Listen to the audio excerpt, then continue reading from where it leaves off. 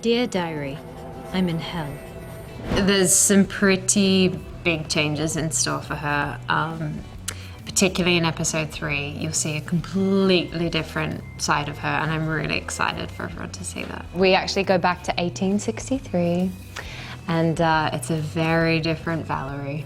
It's still troubled in a certain way, but you kind of learn how she came to meet Lily and what kind of history she has with some of the people who currently reside in Mystic Falls. She might have a thing for hero hair. Caroline is all in with Stefan. It's just everything else that seems to be making a mess of their relationship.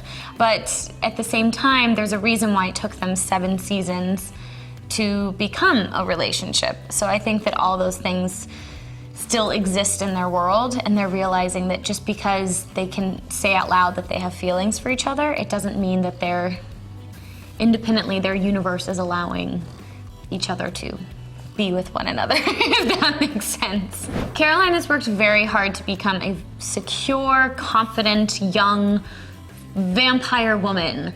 You know, she ended season 6 on a high of, you know what, I need time for myself, and that's the most important thing.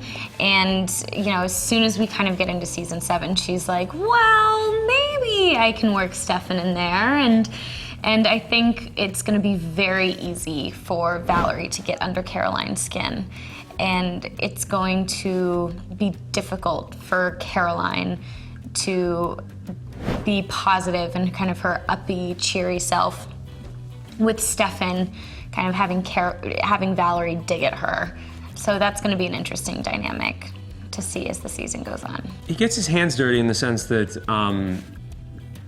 he's like certainly viciously defending certain things, and he's ruthless in certain capacities, and I think that's just a product of him being on a violent TV show and he's a vampire.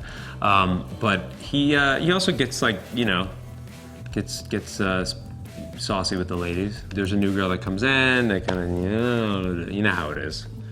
Girls be acting crazy and driving men crazy.